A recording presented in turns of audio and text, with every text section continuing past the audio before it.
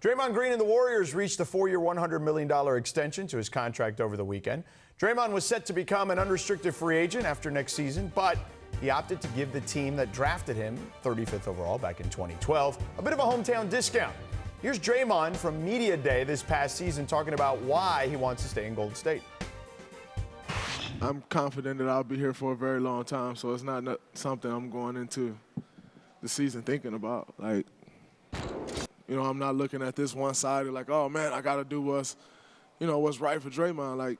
It's a partnership, and it's a family, and doing the right thing for everyone involved is important. However, this extension does set Draymond up to go after even more guaranteed money in the future if he can continue to produce at a high level.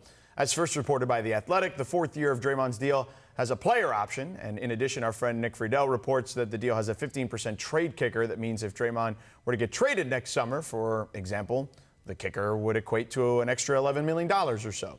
So Green's new extension did allow the Warriors to save a little more than $100 million in salary over the next 5 years.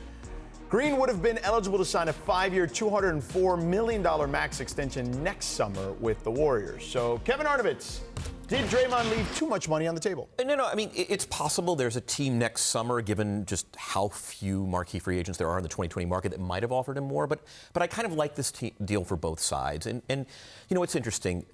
I think, number one, watching the injuries from the Golden State standpoint, there's something more attractive about guaranteed money than there has been in previous years. And the other thing, let's say there's a team out there.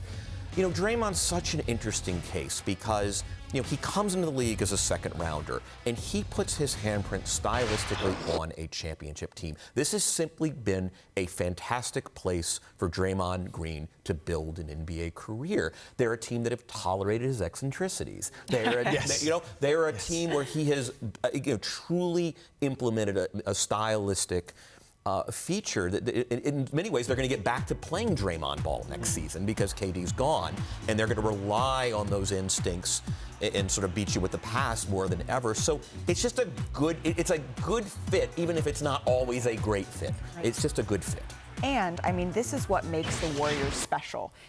Before Kevin Durant, they had a collection of unselfish players, and that became their identity. And so having Draymond potentially leave some money on the table isn't surprising. And the Warriors are at their best when Draymond is at his best. I have a stat here that says their net efficiency when Draymond is on the court is nearly 11. And when there's off the court, it's just 2.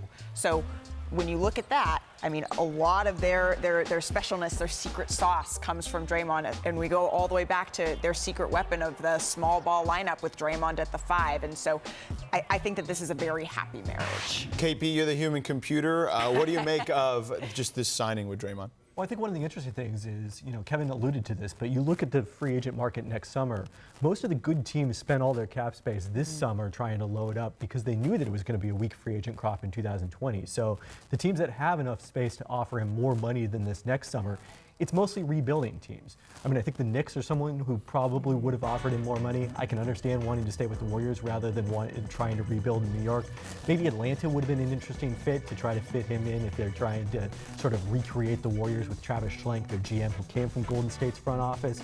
But there was a risk he was taking that he might not have gotten a bigger offer than this from another team next summer. Yeah, Kevin, it was foretelling in the audio that we played earlier, right, where he said it's got to work for both sides, right? We can figure it out, and they certainly were able to pull that off. Yeah, one thing we'll never learn, especially if he plays out his entire prime of his career in Golden State, is how does Draymond Green work in a different system, right? And because he's such a unique player, right? He doesn't shoot. He doesn't have a lot of the conventional attributes of a guy who, just plug him in and he'll give you 20 and 10 and 5. It's just not what he does. He's so fascinating in the sense I can't even divorce Draymond from how I see the Warriors, and I can't ever see Draymond as a player outside the context of being sort of the point forward for the Warriors.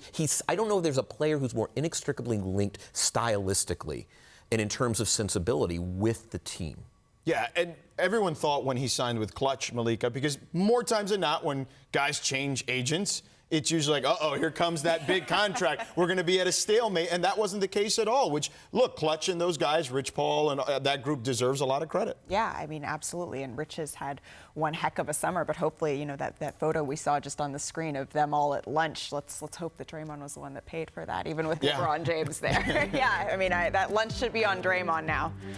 Yeah, KP, what do you make of that? Because it does generally tend to happen, right? Like when guys change agents, we usually see some sort of contentious contract negotiation, and this was the complete opposite of that. Yeah, I mean, maybe it's learning from what's happened in some cases with Rich Paul clients in the past, where they have turned down lucrative extensions, and that money hasn't been there like they expected in free agency. I mean, Nerlens Noel is maybe the best example of that a couple of years ago, where he turned out that big contract, maybe before Rich Paul officially became his agent, but from the Dallas Mavericks, and then now he's played the last couple of years from the Oklahoma City Thunder at the minimum. Right. All right.